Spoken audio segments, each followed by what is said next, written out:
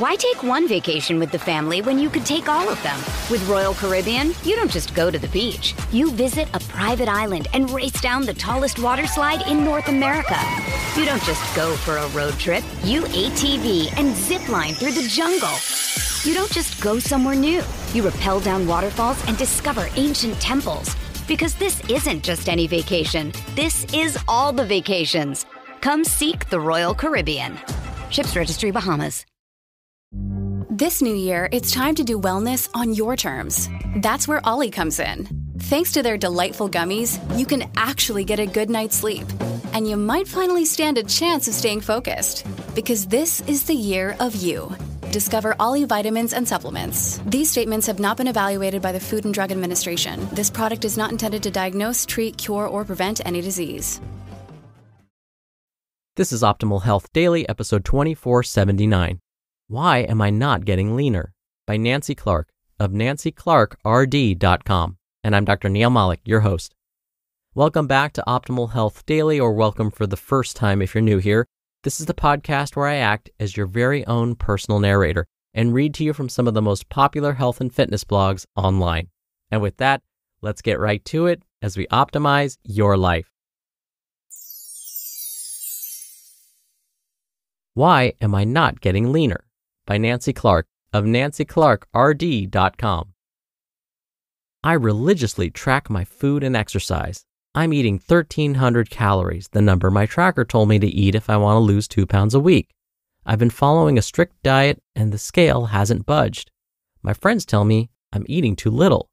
I think I must be eating too much because I'm not losing weight. I feel so confused. What am I doing wrong?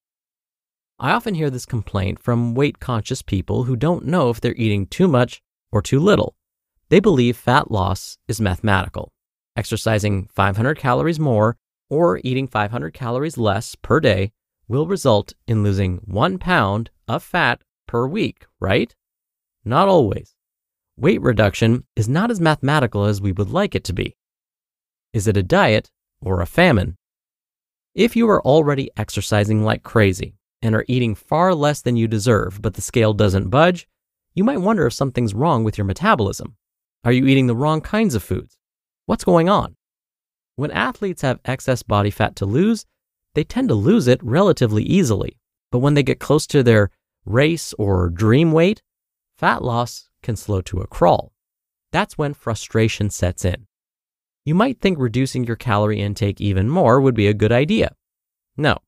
You would deprive your body of too many nutrients, to say nothing of the lack of energy to perform well. When you significantly restrict calories, your brain perceives the lack of food as a famine. Doing extra exercise makes the situation worse, especially when your body is at a low weight. With no excess fat to lose, your body conserves energy and maintains weight at a calorie intake that historically would have resulted in fat loss. Nature protects the body from losing weight during a perceived famine by slowing your calorie burn. The heart rate slows, not due to fitness, but rather to lack of fuel.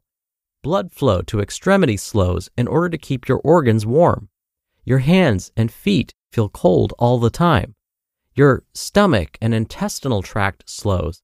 Constipation can become an issue. The hormonal system reverts to pre-adolescence. Women produce less estrogen and stop having regular menstrual periods. Men produce less testosterone. You feel excessively tired.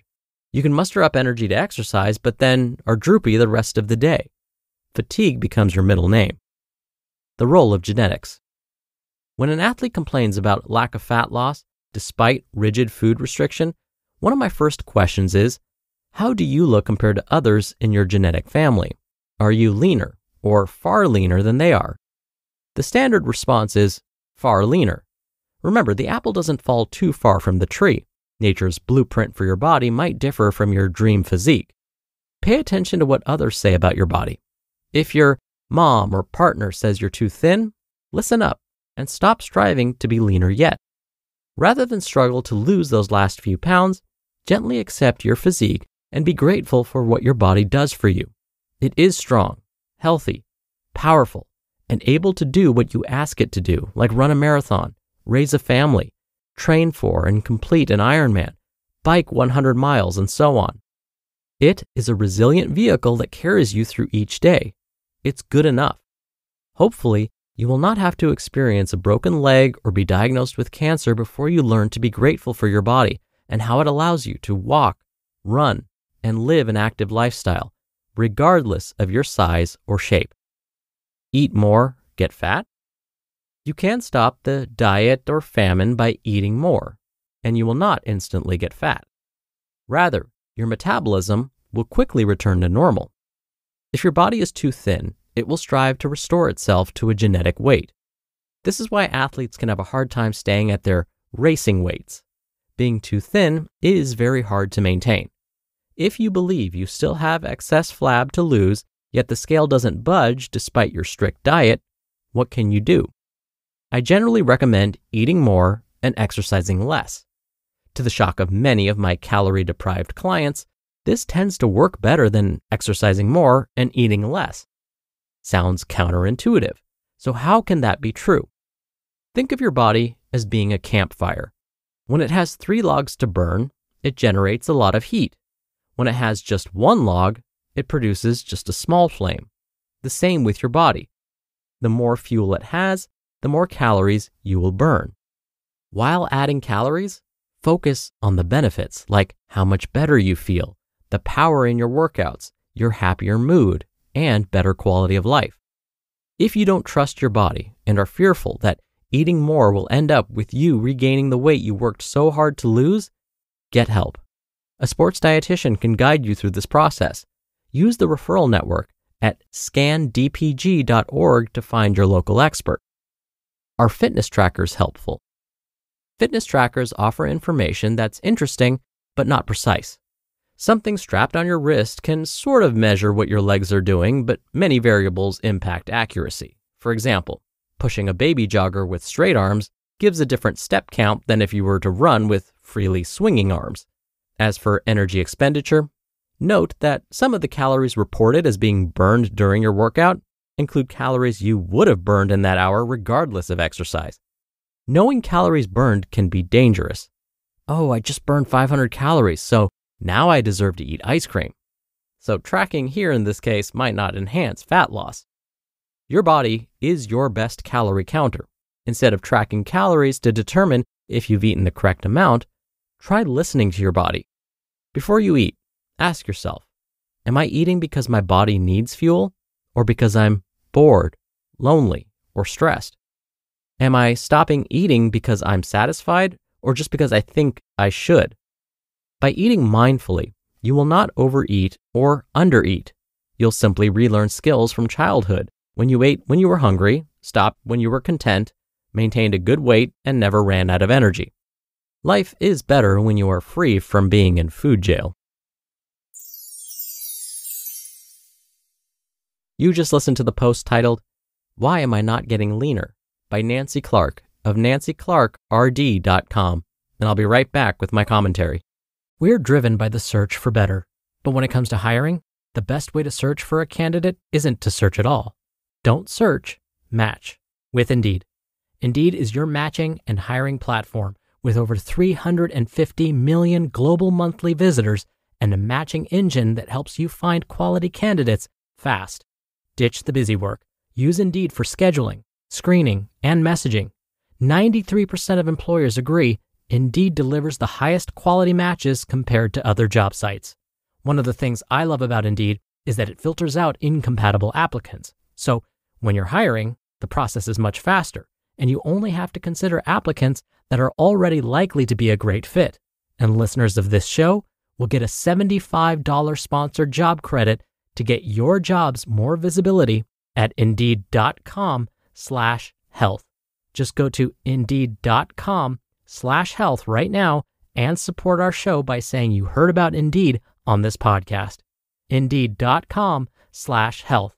Terms and conditions apply. Need to hire? You need Indeed. Why take one vacation with the family when you could take all of them? With Royal Caribbean, you don't just go to the beach. You visit a private island and race down the tallest water slide in North America. You don't just go for a road trip. You ATV and zip line through the jungle. You don't just go somewhere new.